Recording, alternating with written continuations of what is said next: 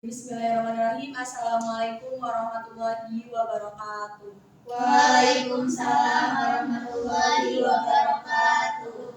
Terima kasih kepada teman-teman semua yang sudah menyempatkan waktunya di acara sesi konseling kelompok kali ini. Nah, apa kabar teman-teman semuanya? Alhamdulillah baik. Alhamdulillah. Sebelum memulai acara konseling kelompok kali ini, alangkah baiknya kita berdoa terlebih dahulu ya. Iya. Berdoa dimulai.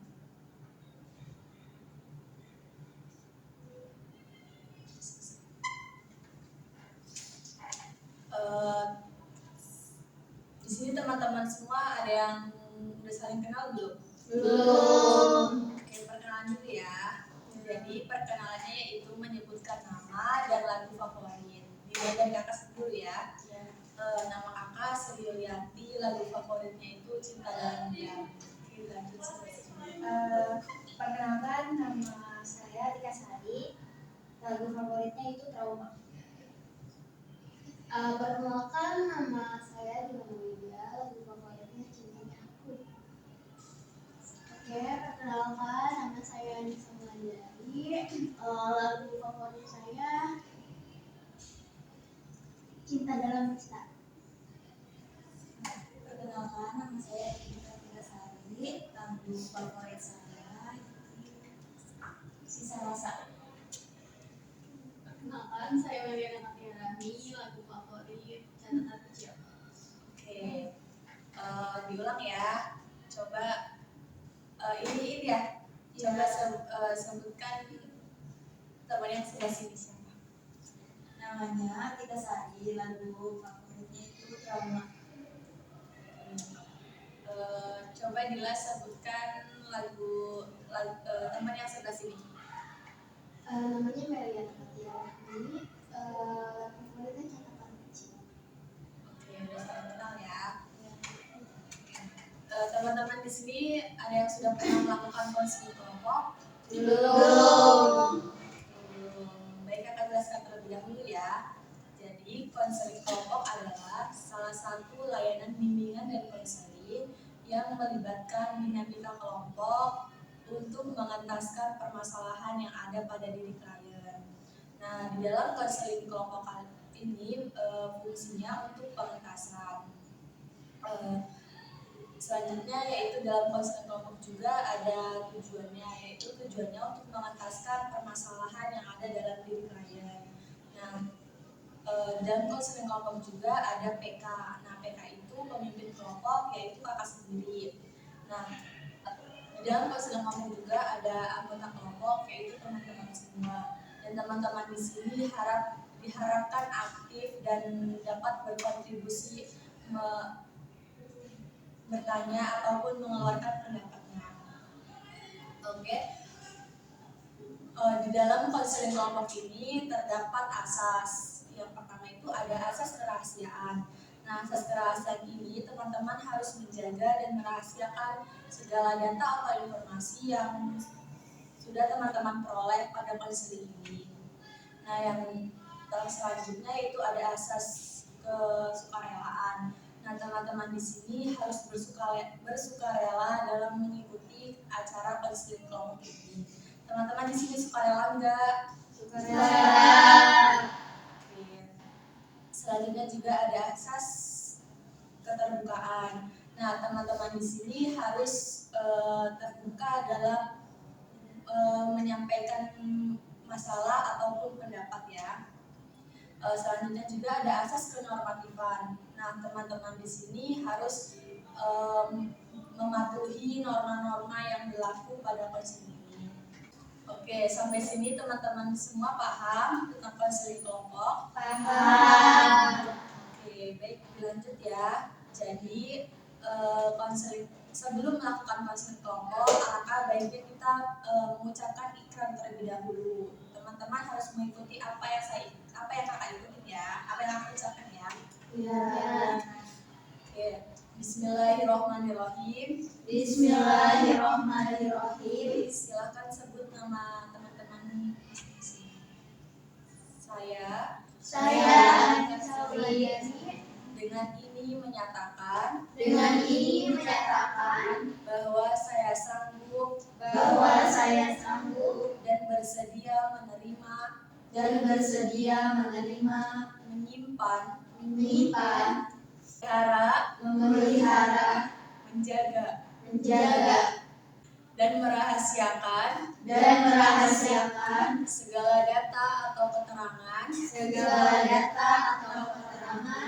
yang saya terima. Apakah teman-teman di sini sudah siap melakukan konseling kelompok? Silakan ditaruh dulu barang-barang yang ada di depan teman-teman semua.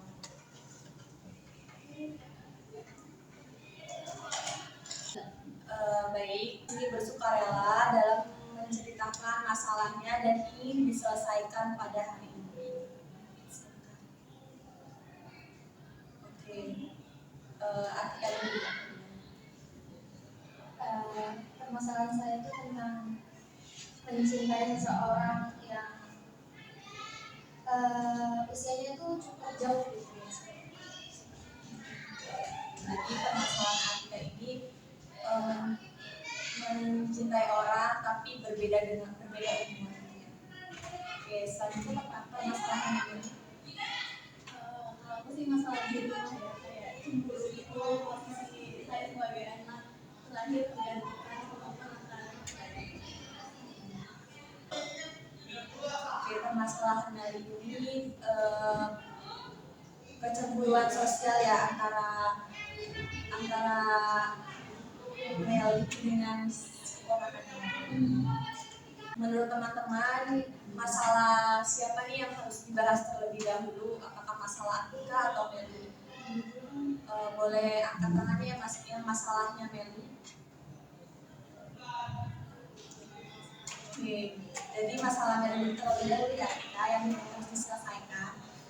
Boleh diselesaikan. Jadi ini kan sebelum mungkin saya di sini kan posisinya anak terakhir gitu ya di keluarga, dan mungkin dari dulu juga apa-apa maksudnya buat saya gitu, bahkan bahasanya kasih sayang orang tua juga buat saya gitu semuanya, karena kakak-kakak saya yang lain kan udah pada nikah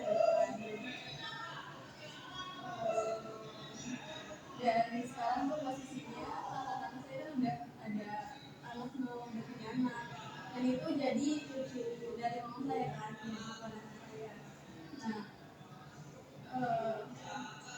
ya saya rasain tuh sekarang di rumah kayak apa ya, posisi saya tuh di rumah tuh tergantikan gitu sama keponakan saya yang kecil, karena tinggalnya kan masih satu rumah gitu ya. Jadi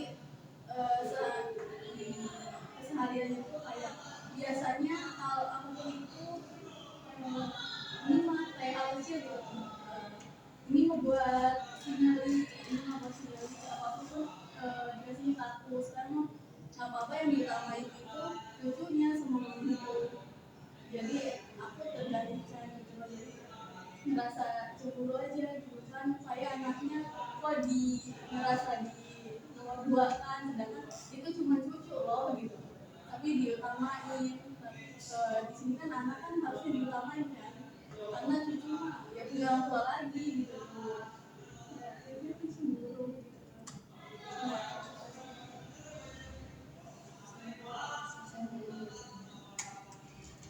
Oke, siapa yang ingin bertanya dan ingin menanggapi tentang permasalahan ini? Saya nggak nanya dulu. Jadi ponakannya itu umurnya berapa yang kamu cemburu ini? Yang ini sih anak saya ya baru 1 tahun 8 bulan lah, jadi masih belum.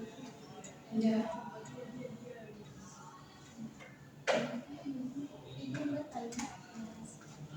Kan itu apa-apa dikasih ke cucunya, apa-apa dikasih ke cucunya. Itu maksudnya kayak barang-barang yang dibawa atau kayak makanan yang dibeli terus buat cucunya apa kayak gimana gitu. Hampir semuanya sih kayak punya sesuatu ya mungkin kalau makanan ya pasti lah ya, cucunya nggak apa-apa gitu.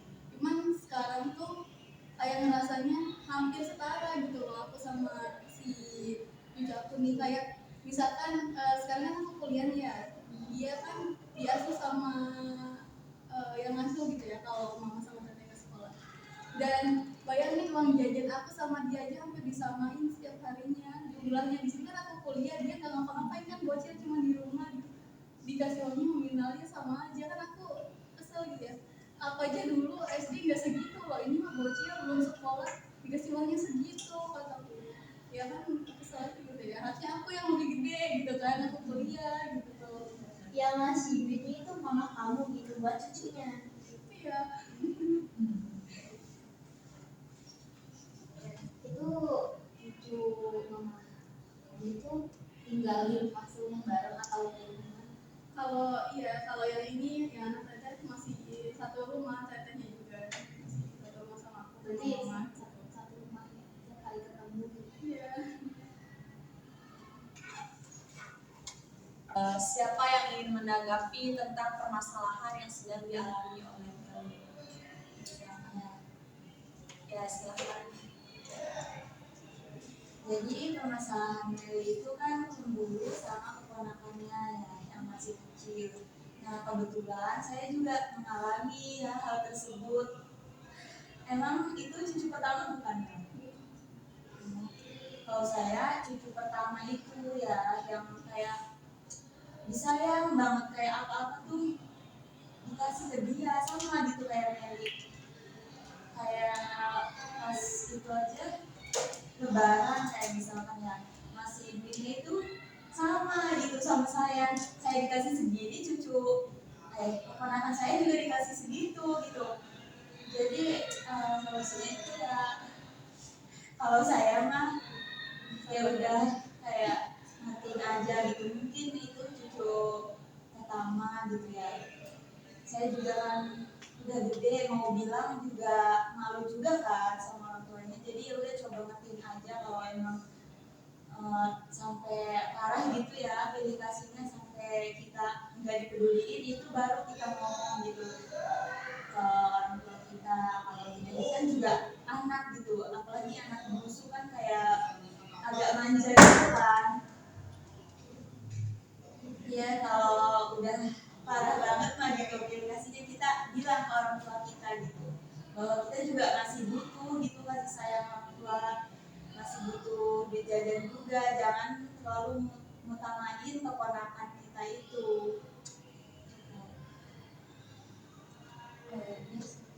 Iya, jadi menurut aku ya Mel, kan jarak usianya juga jauh kan sama ponakannya itu. Jadi Mel kan lebih dewasa gitu kan, lebih umurnya lebih tua lah gitu. Jadi kayak menurut aku lebih ke harus berpikiran yang lebih dewasa juga gitu, karena kan Mel udah gede sekarang, udah kuliah juga, umur udah 20-an gitu kan. Jadi ya cuek aja gitu kalau misalkan memang ngerasa cemburu, itu kan Mel itu harus berpikiran kayak itu kan masih kecil, ya udah gitu loh, maksudnya itu menurut aku sih pemikiran lebih dewasa. Apakah ada yang ingin mengasih solusi tentang permasalahan yang ini lagi? Kalau dari aku sih coba ngomong baik-baik ke orang tua, bisa kasih pengertian. Kan segitu setahun 8 bulan kan nggak mungkin ya jajannya sebanyak yang Meli butuhin buat kuliah gitu. Coba bilang ke mamanya, mah tolonglah gitu, jangan disamain gitu tuh saya sama anak kecil ini gitu, seponakan saya yang 2 tahun aja belum gitu, sedangkan saya ini kuliah banyak kebutuhannya gitu. Terus coba ngomong baik-baik. Iya, silakan. Ini ya, ini kayak cemburu gitu ya, gara-gara duit yang dikasih dari orang tua berkurang gara-gara keponakan ini gitu. Nominalnya sama setara gitu ya. Ya mungkin orang ini cucu pertama bukan? Bukan. Yang tinggal serumah, mungkin ya orang tua Meli juga kayak nggak enak gitu sama anak yang satunya gitu. Kak Meli maksudnya nggak enak mungkin. Emang sih kan anak kecil juga sebenarnya sama membutuhkan duit yang itu, soalnya saudara juga bisa saudara bisa juga ada gitu yang 1 tahun gitu kan jajannya kayak lebih dari 20.000 gitu tuh emang ya. Jadi ya mungkin Meli karena cemburu ya deketin aja, bener yang dikatakan teman-teman semua, deketin, terbuka aja sama orang tua. Saya kayak saya kayak saya tuh butuh gitu ya, karena apalagi sekarang kan ke kampus, jadi butuh ini butuh itu, jadi deketin aja pelan-pelan, nanti juga orang tua paham sendiri gitu ya. Makanya sabarinlah gitu, namanya juga orang tua, mau ngomong keras juga orang tua gitu kan, nggak boleh ya. Cukup. Tadi kan sudah banyak solusi dan tanggapan dari teman-teman semua ya Mel. Apa yang akan Mel lakukan untuk kedepannya? Kedepannya mungkin saya akan mencoba menerapkan ya saran dari teman-teman tadi gitu, buat coba bersikap lebih dewasa lagi dari tadi, terus mencoba buat sedikit ngomong sama orang berani gitu ya, nggak disalahkan seperti itu. Apakah Mel sudah terbantu dalam masalah ini? Alhamdulillah saya terbantu atas tadi saran-saran dari teman-teman saya, jadi sedikit saya jadi lebih plong gitu kan, tenang, jadi alhamdulillah. Apakah perlu dilakukan konseling kembali untuk kedepannya? Sepertinya cukup. Cukup sampai sini ya. Baik, tadi kan permasalahan Meli sudah kita selesaikan bareng-bareng ya. Nah, ada permasalahan yang kedua yaitu ya Atika. Bolehkah kita bahas permasalahan Atika sekarang? Boleh. Boleh ceritakan ya. Ceritanya kayak iya, jadi kan saya itu orang tua saya kan punya kenalan gitu ya, dan itu orang tua juga, terus dia itu kan punya anak. Nah di situ tuh kebetulan saya ada keperluan, jadi nginep lah di rumah si cowok itu. Nah kita tuh terpaut usianya sangat jauh ya, dia tuh sama aku itu bedanya 6 tahun. Nah setelah saya lihat gitu kepribadiannya, dia itu maksudnya kayak termasuk tipe aku banget gitu ya, karena emang dewasa, terus pinter, terus sekarang juga udah sarjana S2 gitu kan. Nah dari situ saya tuh bingung. Nah saya tuh baru tahu akhir-akhir ini dia itu kayak lagi cari calon istri gitu kan. Jadi kayak setelah saya lihat gitu postingan adiknya tuh, dia udah kayak nyiapin mas kawin gitu tuh. Jadi kan di sini tuh saya tuh posisinya kagum gitu loh Kak, nggak tahu tuh ranahnya kagum menuju suka atau gimana gitu ya. Jadi tuh saya tuh bingung harus gimana, saya tuh harus tetap suka sama dia atau udah gitu berhenti sampai sini aja gitu. Apakah ada yang ingin bertanya tentang permasalahan Atika? Yang saya Yang bertanya ya sama tadi pertanyaan cerita tadi kan katanya kita mengagumi orang seseorang, tapi jarak usianya itu jauh, beda 6 tahun. Nah itu sebenarnya cowok itunya itu kenal juga nggak sama kita? Apa cuma kita doang nih yang kenal sama dia gitu? Jadi kan sebenarnya orang tua saya itu sama orang tua dia kan udah lama gitu ya, kenal gitu. Jadi dia tahu kalau gimana ya, orang tua saya itu punya anak, tahu gitu. Terus saya juga tahu kalau dia punya anak. Nah kita tuh ketemunya baru itu, aku juga baru tahu dia juga baru tahu aku gitu. Ketemunya baru itu Iya, saat baru itu ya. cuma tahu doang. Terus kita sempat ngobrol juga pas di rumah itu kan keadaannya ada keperluan, dan gitu tuh untuk nginep gitu tuh di rumah dia. Situlah kita ngobrol. Apakah ada yang ingin bertanya lagi tentang masalah Atika ini? Ya silahkan. sama orang itu sejak kapan dan apa sih yang bikin Atika kagum sama orang itu? Jadi saya tuh kagum sama dia ini dari awal maba, berarti jalan 2 tahun ya sekarang. Terus saya tuh kagumnya tuh karena tipe tipe saya banget, karena dia itu kan umurnya udah tua ya, jadi dewasa. Terus sekarang udah S2, pinter. Terus kelihatannya tuh kayak wow, ini nih sama ini yang aku cari kayak gitu. Apakah ada yang ingin bertanya lagi? Silakan. Tadi kan katanya si cowok itunya kan udah lama ya dikaguminya dari tahun lalu gitu ya. Di sini kan si cowoknya belum tahu ya kalau Atika sendiri kagum sama dia. Terus udah lama juga. Yang kamu rasain dari kan kalau menurut aku ya udah lama banget 2 tahun sampai sekarang, bahkan entah atau kedepannya kamu masih kagum atau enggak, kamu bakal mempertahankan kekaguman itu tapi tanpa apa sih dianya tahu gitu tuh apa gimana nanti ke depannya. Jadi tanya tuh apa tetap mencintai dalam diam gitu ya. Aku tuh orangnya kalau udah suka kayak gitu nggak bakal ngomong. Aku kan orangnya tuh gengsi gitu ya. Jadi apa ya, jadi tetap aja kayak gini sampai hilang rasanya. Kayak gitu aku. Iya bertanya ya, kan kamu kagum secara diam-diam tuh. Terus orang tua kamu tahu nggak kalau kamu kagum sama si cowok itu? Tahu. Jadi ceritanya itu kan ada saudara lakinya tuh bilang mau nggak sama dia nih, kasih saudaranya. Aku ini cuma ketawa-tawa doang ya, maksudnya kayak aku kan belum tahu nih siapa-siapa kalau akunya suka sama dia gitu. Nah dari situ aku cerita ke orang tua aku kalau aku tuh bukan orang tua, mama bilang gitu. Aku cerita aku tuh seneng sama dia nih, karena dia dewasa dan segala macam.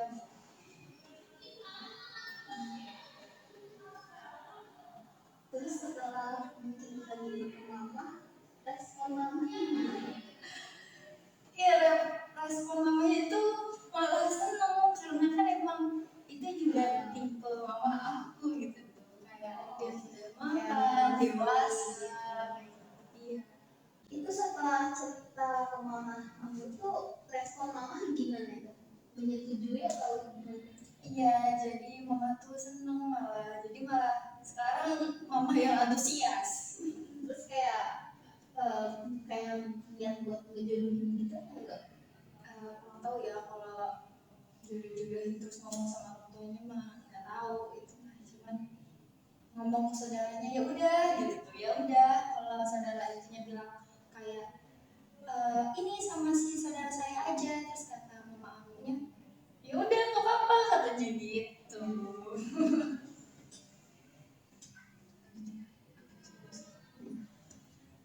Apa solusi dari permasalahan Atika ini?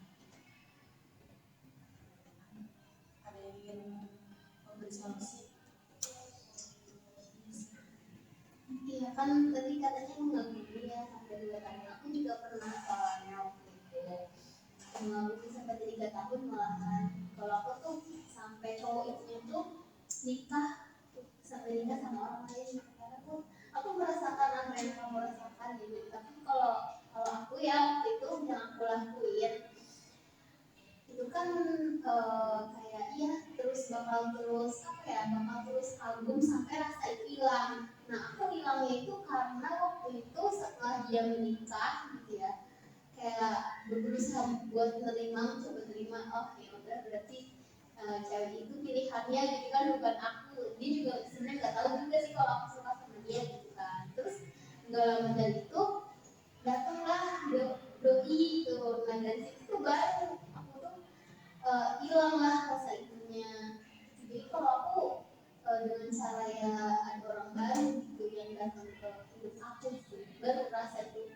hilang kalau aku. Apakah ada solusi lagi untuk permasalahan Atika ini? Ya, silakan. Jadi Atika kan mengaduki orang itu tanpa diketahui kan, orang itunya nggak tahu kan kalau Atika ngadu. Kalau menurut saya mah Atika tuh jangan terlalu berharap gitu, karena orang itu kan nggak tahu juga, terus dia juga ada pilihan lain kan, ada perempuan lain gitu. Lebih baik Tika ini fokus ke diri sendiri aja gitu, karena masih banyak kan cowok-cowok lain di luar sana, terus masih muda juga. Atika juga bisa apa ya, lebih memperbaiki diri juga biar nantinya dapat yang lebih dari dia gitu, siapa tahu. Amin. Kan sudah banyak solusi ya dari teman-teman semua. Apa yang akan Atika lakukan untuk kedepannya? Jadi kan tadi udah banyak ya solusi-solusi dari teman-teman. Jadi insya Allah saya akan fokus gitu buat mengejar impian saya. Karena kan memang itu mencintai dan ngelakuin itu kan hal yang salah. Itu kan menyakiti diri sendiri. Dan saya juga ingin berdoa gitu sama Allah, semoga rasa ini cepat hilang. Apakah masalahnya sudah bisa terselesaikan? Sudah, alhamdulillah dari solusi-solusi teman-teman semua. Apakah perlu melakukan konseling kembali untuk kedepannya? Sepertinya tidak perlu Kak, karena cukup. Apa yang dirasakan oleh teman-teman semua setelah mengikuti konseling kelompok ini?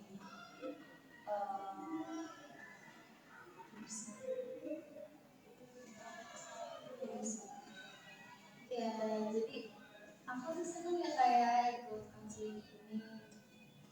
Terus teman-teman juga kan pasti ya merasakan hal yang sama sama aku gitu. Jadi semoga juga teman-teman bisa belajar dari sini juga gitu kan. Pokoknya semoga ini mendapat hal-hal yang baru. Perasaan senang. Apakah ada lagi?